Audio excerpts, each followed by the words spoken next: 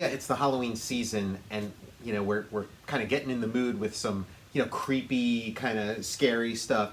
Definitely, and for some reason we were doing that Total Recall Arctic expedition. Yeah. We were, I don't know why we were researching stuff out in the desolate Arctic wastelands, but I'm feeling a little claustrophobic here. Walls are closing in. I dumped my Michelob on the chess computer. The chess computer. I was wondering, I tried to use it, and I smelled some brewski on it. Did it beat you again? That computer keeps cheating. I got some questions about, sometimes people see us like swigging on stuff, and one of them was like the bottle of seltzer, and somebody thought we were like drinking beers or whatever. So just as like a disclaimer, so far at least, the Total Recall show has been completely non-alcoholic. Yeah, a dry show. Yeah. This is some Everclear, man. you go blind. It's like 1,000 proof. Yeah, you made this. The Total Recall still. Woohoo! So yeah, we're talking about The Thing. The not the Thing from the Fantastic Four, but the Thing, the 1982 John Carpenter film. Yeah. I'm Tom Scioli, author of Jack Kirby, The Epic Life of the King of Comics, and Fantastic Four Grand Design. I'm Matt Zeoli. And you can follow me on Twitter at Tom Scioli and on Instagram at Tom_Scioli. Follow me on Instagram at cinema_tomb. So yeah, just like been in like a John Carpenter mood, and we're maybe going to talk about another like famous John Carpenter movie that's perfect for this time of year. Yeah. But yeah, so we're talking about The Thing. What a cast. Yes. What a look. Wilford Brimley. Wilford Brimley. You know what? I discovered something. It's called the Brimley line. Yeah, have you ever heard about that? Yeah, I have, yeah. It's like, I think it's how old Brimley was when he made Cocoon. Mm-hmm. I think he was in his 50s playing like 70s. Yeah. I just crossed the Brimley line. You're getting dangerously close to the Wilford Brimley line. The Brimley line. There he is. And so if he was like 50 in Cocoon, he's probably like 42 or something in this. I remember when I saw him for the first time on screen, I saw Hard Target with Van Damme. Okay, yeah. And I didn't realize he was an actor. Oatmeal stuff. Yeah, he was on the Oatmeal parts. I remember him on Our House. Do you remember Our House? No. And like, I mean, like Sunday nights are such a bummer because like you got to go to school the next day and stuff.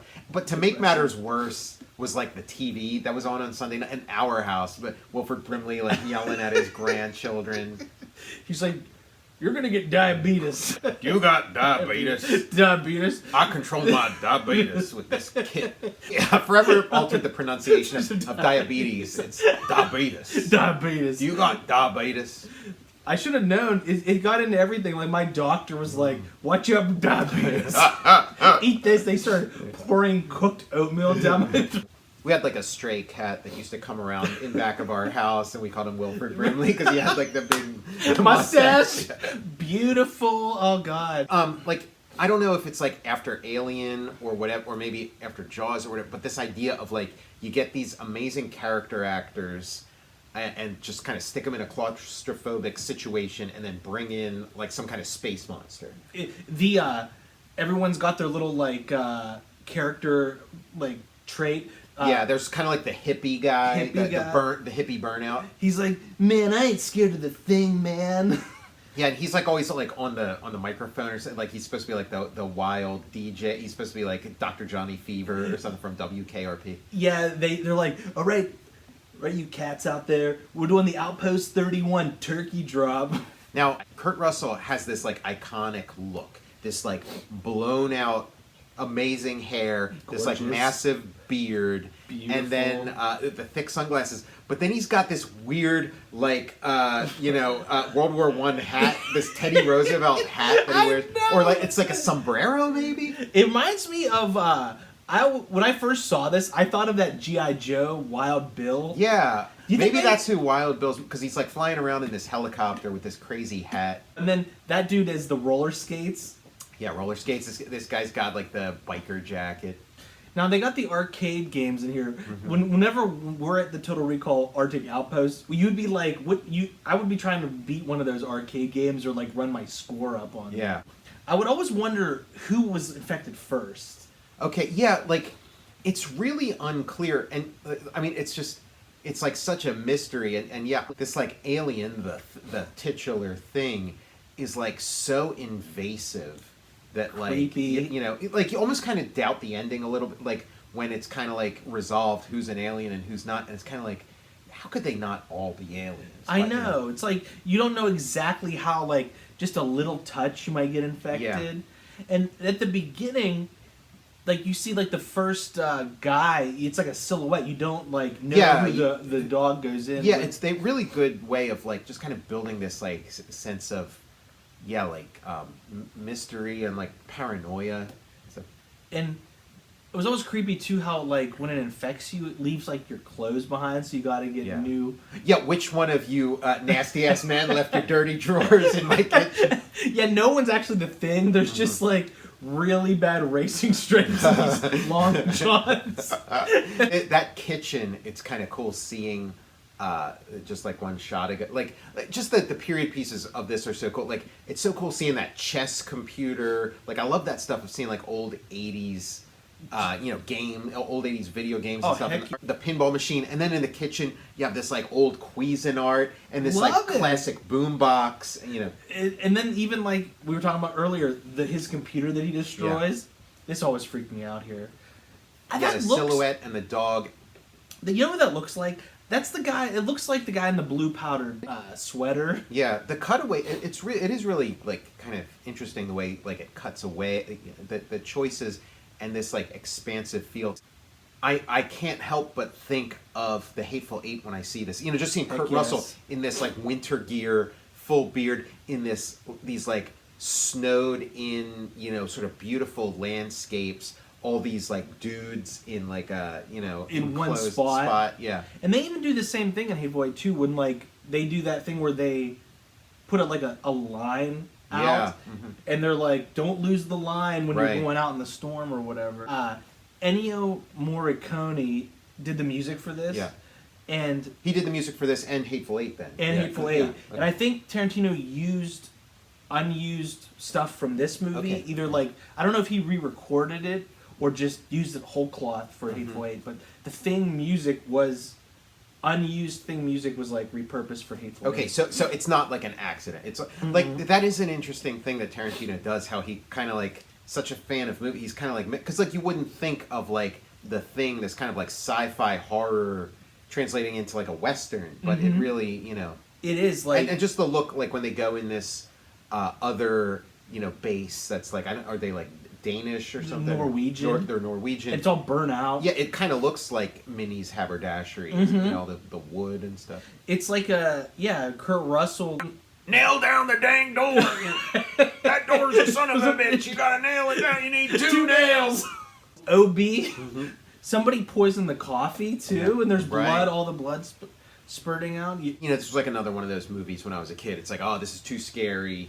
Can't watch this movie. Too scary. You got some Shining stuff there Oh with like my the axe. God. It's like it's like a red axe with blood, so it's like seems extra bloody. But like, it's like, well, it's alien. It's like it's something from space. Like something from space is just not as scary, at least to me, as like, you know, something from hell or you know, whatever. They go for it in this. They like, really the, do. The effects are so freaky. And different animals and aliens and stuff go fucking nuts. Like when it's like revealed to be an alien, it's like all these tubes start coming It's out. And so just, like, insane. spraying crazy. Like And it's when it sprays those dogs down with Yeah. that stuff, and then the dog's laying there all like mutated. It's Yeah. so foul. I love it. yeah, you can see like the real dogs that they'll use in scenes getting freaked the fuck out by this. Yes! It's like, what was that? There was that like, it was like a lawn toy or something where it was like Mr. Squiggle or something. It was like this Yes! like thing with all these two hoses. That's that would, like, exactly fill with water what and it spray. looked Yeah. like. I don't know. I wonder if he got that idea from that. He's like looking at that and like, oh, what if it was spraying blood instead of water? What if it was? It's like a foul creature from beyond. Yeah. You know how bad they're like. There's the Norwegian person killed themselves. Yeah. So it's like whatever went on here must be pretty damn bad. And gouts of blood that are just frozen. Like it's incredibly gory. You know? They did a prequel to this in 2011, Okay. and it's just called The Thing again, and it's what happened at this camp here. Okay. Now So was it all like subtitles and stuff? it had there was like a mixed group. There was like American and Norwegian, but so a question I always had when I saw this was like when that ship at the beginning, I'm like, was that another alien that had like the thing like in cargo, and the thing got away and like infected those aliens. Oh, so like it's like a space cop or something. Yeah, and like captured Lego That's Space Police, what I was thought. But then, that's really what I thought. Yeah. But then, like, in that movie, I only saw it once in the theater. I really can't remember. But if my memory serves, I think at the end, the thing creature was, like, flying the ship or something. Well, I mean, because that's what I imagined. Every movie made around this time, you know, like after Star Wars, had to have the same intro where it's like space, and then a giant spaceship comes swooping in. You know. Predator has the same thing. Alien, you know, you got the big spaceship coming in. But like, it like my assumption was just super simple. Like I didn't even consider that that's an awesome one. I just thought like, okay, it's this spaceship. The alien is like the evil alien is piloting it. And that this is happening like maybe 1,000 years ago or something, and it's getting buried in the ice, and then it only gets uncovered recently.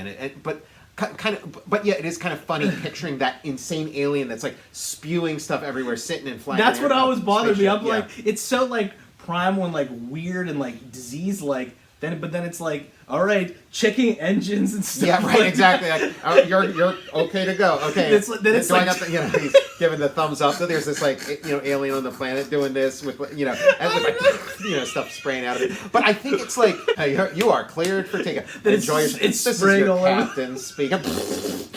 It does all that insane stuff when it's either like threatened, under attack, you know, about to be exposed, or when it's in like a transitional period where where it's like sort of growing, it's like growing pains or whatever. But it is like all those guys who get turned into monsters, they're all pretty rational and reasonable. So I don't know if it's like once you're kind of solidified as a thing and you're not feeling threatened, you're not like, oh, they're going to figure me out at some. You can sort of sit there and like flip all the dials and switches. Engine 3 is offline. It's like we got to transfer fuel to the second engine.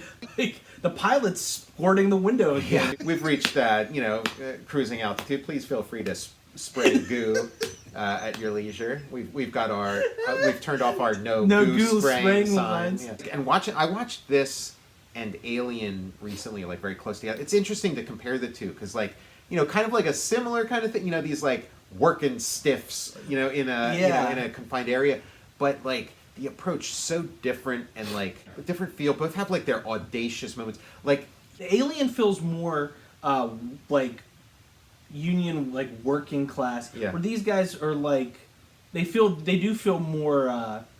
They're like the thinking like the tough guy scientists. It's like scientists with a little bit of gruffness. Yeah, I guess that's that kind of like fed into Hateful Eight too, where it is like, you know, each one of these guys seems like they got their own story. Yeah. You know? Yeah, I'm surprised there's not like more arm wrestling, you know, in those like scenes where they have their downtime and stuff. Yeah, more like pissing contests and stuff. Right. There's a literal pissing contest. He's like, we're pretty bored out here. Man, they just like so fucked up. Yeah, you know, you watch this movie and then you want to go to the Tom Savini school and like build all these like weird creatures.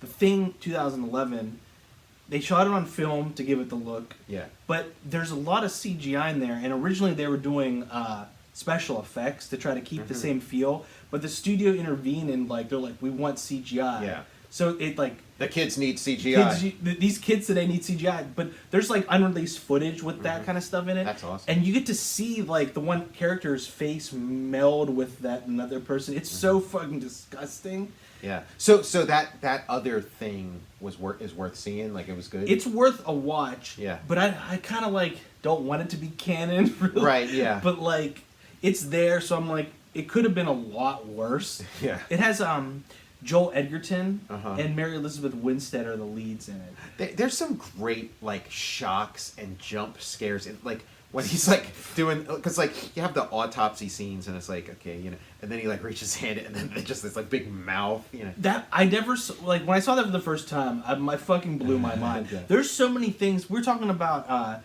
Aliens, like imagine seeing that for the first time, not knowing anything. Imagine seeing this when that guy's head, it pulls off the table and becomes that spider. Yeah, it's like very very insane stuff. Like very, you know, like there's not a lot to compare it to, and it's like it's Lovecraftian. This is like a Lovecraft kind of setting, and you know just kind of like brought into the 80s basically. Rob Bottin did the special effects for this. Okay. I think he worked under Rick Baker. Mm-hmm. Like, there's the other Apprentice scenario with, like, Tom Savini and then Greg Nicotero, who did, like, The Walking Dead and a lot of other stuff. But there's also some uncredited Stan Winston work on this, too. Okay. But love that VCR. Oh, my God. hell yeah, top loader. Mm-hmm. Yeah, they're just watching like old videotapes of Let's Make a Deal because you're not getting any reception out there. And a huge like he's smoking the sticky icky. Yeah, this a giant spliff. That guy looks like Stephen Wright. That's a nice lounge. That lounge is pretty cool. Wow. That's that would be like a pretty cool like dorm setup. We we have that kind of a similar setup in the Total Recall lounge here. We have a couple we have like Frogger in there and that fucking dog. Who's fucking dog? Do something about that fucking dog. That thing left a huge pile of turds in my slippers. Though, it's like when you're like remote, like people who like dogs are like so excited to see a dog. So it's like good for morale. They got this dog around there, and all excited. And that's so. And it's then like it gets in with the other dogs, and the other dog's like, "Who the fuck is this?" Like they know, like they can sense. They know. I'm still trying to figure out who the chain of like infection. Whenever this dude, I can't remember his name, gets killed, they like shoot him. He was not infected. Yeah, that is really interesting. Like those are like the permutations you go through when you're making a story like this. Is like you got to have a scene where it's like friendly fire, where it's like they're certain that this guy's a bad guy, and then then it turns out he's not. He's good. Yeah. Every part of the thing is like evil. Like when when he touches the blood in that petri dish, and the blood like leaps out. Yeah, it's like every part is intelligent. Every part is like a part of the whole, and it's like so a homunculus insane or something. Yeah, it's just like unstoppable and even those dogs are like, this is so. The look that dogs are giving them are like. This is like really a triumph. Like they don't, when they say they don't make them like they used to, it's like they really did. Yeah, look at that. Yeah, the face splits open and just goes completely insane. And it is like, if you're gonna have a thing like a monster that's like an alien, it should look like nothing you've ever seen and completely freak you out. Yeah, all those like little poses that come out. It's kind of like. I guess it's like you're seeing like a giant version of like a microscopic organism, like they're like flagella or something, because this thing is like it's like the same when it's like tiny as it is when it's huge. The macro and the micro. This dog's trying to bite his way out, and just spraying it with his disease. But then spray. Like when you see these other creatures within it, it's like what worlds and what like things has it absorbed? There's like a flower-looking thing, and then a T-Rex-looking thing. It's like, what the hell? Yeah, it's like has it touched every place it's been. I guess like like Alien, they got to delve very deep into like the world building of Alien and explore all the little nooks and crannies where like they haven't with the thing. Like the thing could probably use a little action. There's probably a lot there. Like if you like sort of scratch the surface and dug under, you could probably. But it's just I guess it didn't lend itself towards. Maybe if it took place on a spaceship instead of like the Arctic, it kind of. I do like the Arctic setting too, with like all these. Well, it grounds it. It's like. And just seeing like this like disgusting slime juxtaposed all this crap happening against like white background, like seeing like this pink pus like and it's in like they're in the kitchen, they're in the lounge like drinking and snacking on chips or whatever. So it kind of. Speaking of a stage play, this would be great for like a stage play. Yes. Wouldn't this be sick? Yeah, the thing. Yeah, it's a tense drama, and. You could probably have some fun with the special effects too, like trying to reproduce like a. That'd be me coming out of my room like, what the hell's going on? I'm just wearing like soiled underwear. And just like just like such a great opening where it's like, there's these guys chasing this dog, and and they're shooting at it, and you're like, who the fuck are these assholes? Fuck them! And hope they get killed. And by the time like he like shoots the guy, it's like get that, because it's like they're chasing this dog, but then by the end of it. They're running around with axes, trying to kill this dog. At the beginning, when the guy on the helicopter is speaking in Norwegian, he's saying that dog's an alien, or he's like literally. Oh, really? So if you were If you saw it with a Nori. Oh, Nori, you'd be like, oh, that dog's an alien. Thanks for ruining the movie.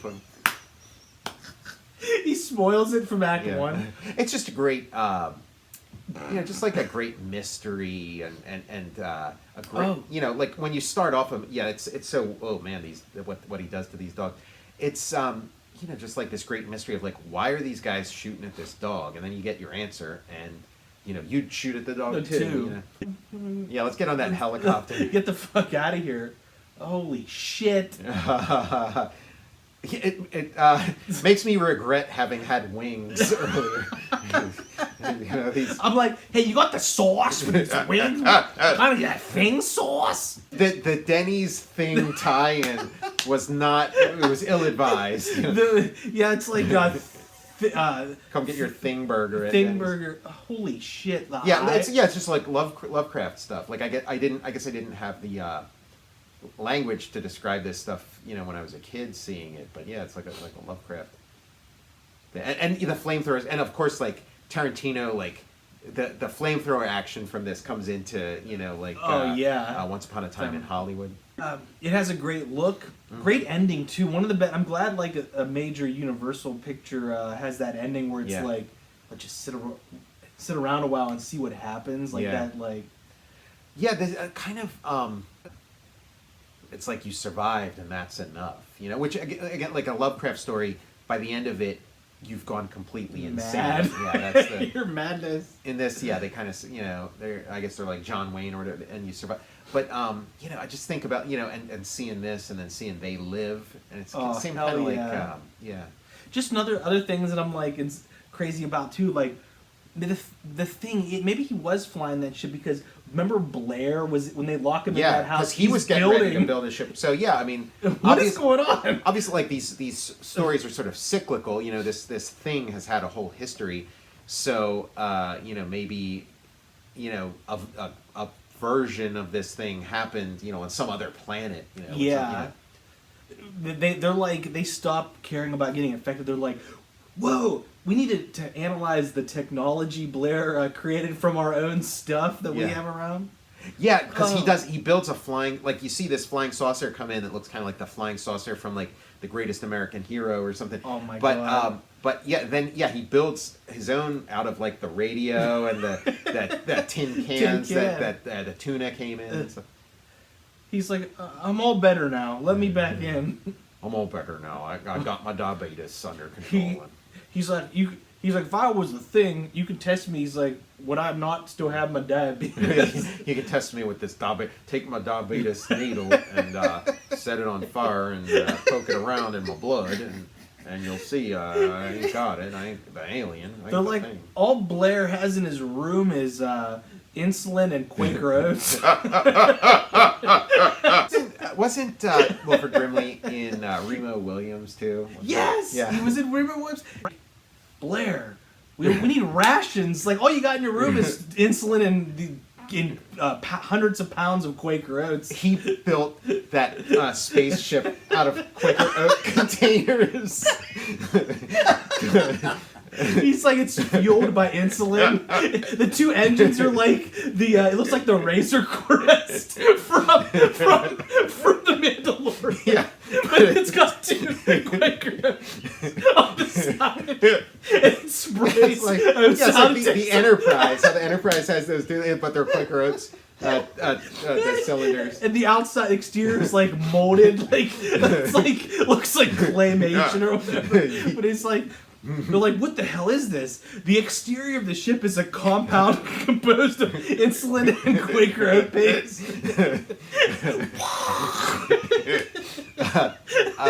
You've been watching The Thing episode of the Total Recall Show. I'm Tom Scioli, author of Jack Kirby, The Epic Life of the King of Comics, and Fantastic Four Grand Design. I'm Matt Zeoli. And please follow me on Twitter at Tom Scioli, and follow me on Instagram at Tom_Scioli. Follow me on Instagram at Cinema_Tomb. Check out my Patreon. Go to patreon.com, search Tom Scioli, and see various comics and drawings that I've been working on. Follow the show at Total_Recall_Show. And we'll see you.